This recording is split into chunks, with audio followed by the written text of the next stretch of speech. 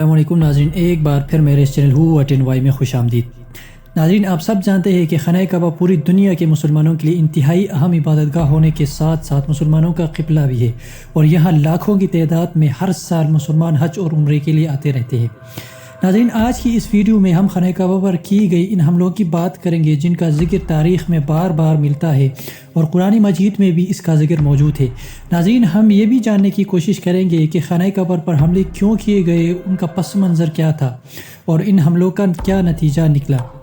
ناظرین، سب سے پہلے 570 AD میں ابرہہ، جو کہ اکسومت آرمی جنرل تھا اور بعد میں اپنے آپ کو ہمیار کے آزاد بادشاہ کہلواتے تھے، اپنی بہت بڑی ہاتھیوں کی فوج لے کر خانہ کعبہ پر حملہ آور ہوئے تھے۔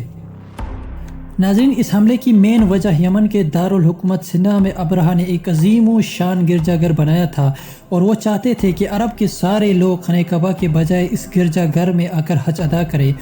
جب یہ خبر پھیل گئی تو مسلمانوں اور عربوں میں کافی تشویش پھیل گئی، اور اسی اثنا ایک شخص جو کہ قبیلہ کنعان کا باشندہ تھا، انتہائی غصے کی حالت میں یمن روانہ ہوا اور اسی گرجا گھر میں جا کر نجاست کر دی۔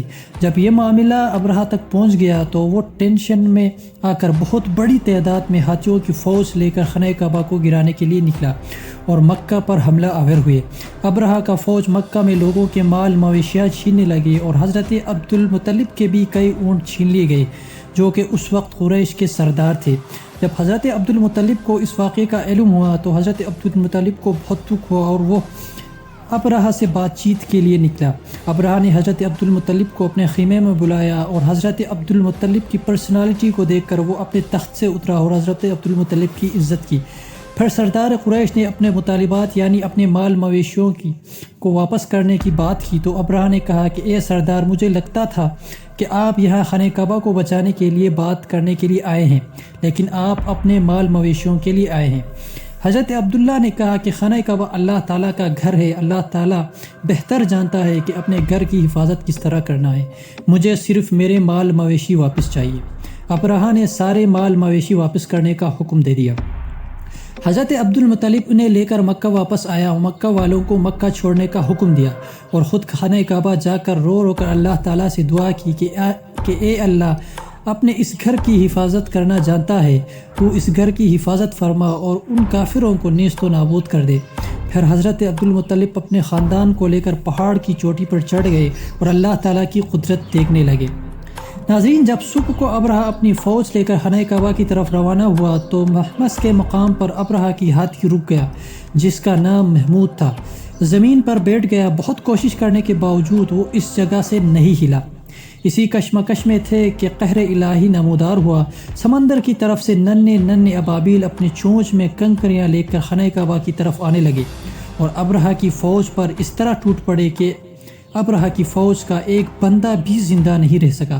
اسی طرح اللہ تعالیٰ نے اپنی قدرت دکھا دی۔ اس واقعے کا ذکر قرآن مجید کی سورہ فیل میں بھی موجود ہے۔ ناظرین، دوسری دفعہ خانہ کعبہ پر حملہ عبد الملک اور ابن زبیر کے درمیان سول وار ہوا تھا۔ اس جنگ میں خانہ کعبہ پر بمباری ہوا تھا۔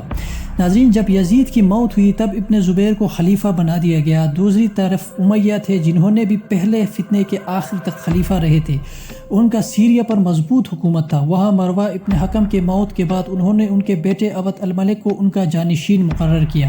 عبد الملک نے سیریا اور عراق میں بہت سارے فوجیوں کو شکست دینے کے بعد اپنے جرنیل حجاج ابن یوسف کو مکہ کی طرف روانہ کیا، اور ابن زبیر کو شکست دینے کے لیے انہوں نے مکہ کا گھیراؤ کر دیا اور مکہ پر بمباری شروع کر دی۔ مکہ کے اندر باہر جانے کے سارے راستے بند کر دیے گئے۔ یہ گھیراؤ تقریباً 6 سے 7 مہینے جاری رہا، اور آخر کار وہ ابن زبیر کو ان کے چند باقی ماندہ ساتھیوں سمیت مار دیا گیا۔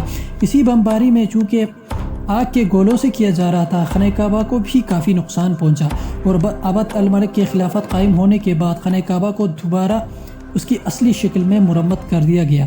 ناظرین، اس کے بعد 20 نومبر 1979 کو بروز منگل کو کچھ لوگ خانہ کعبہ پر حملہ آور ہوئے اور امام کعبہ کو گھیرے میں لے لیا۔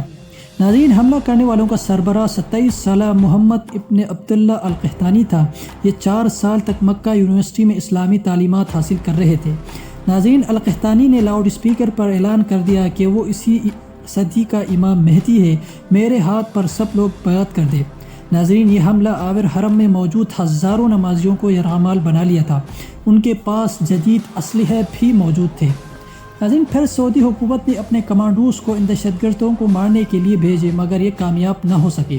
پھر سعودی حکومت نے پاکستان سے درخواست کی کہ وہ بیت اللہ کا دفاع کرے، اور اس وقت جنرل ضیاء کی حکومت تھی۔ ضیاء الحق نے پاکستانی کمانڈوز کا ایک دستہ جنرل پرویز مشرف کی سربراہی میں بھیج دیا۔ SSG کمانڈوز نے بالآخر ان دہشت گردوں کا قلعہ قمع کر دیا اور خانہ کعبہ کو ان دہشت گردوں سے چھڑا لیا۔ ناظرین، امید کرتا ہوں یہ ویڈیو آپ کو پسند آئی ہوگی۔ مزید اس طرح کی معلوماتی ویڈیوز کے لیے ہمارے اس چینل کو ضرور سبسکرائب کریں اور ویڈیو کو ایک لائک ضرور کریں۔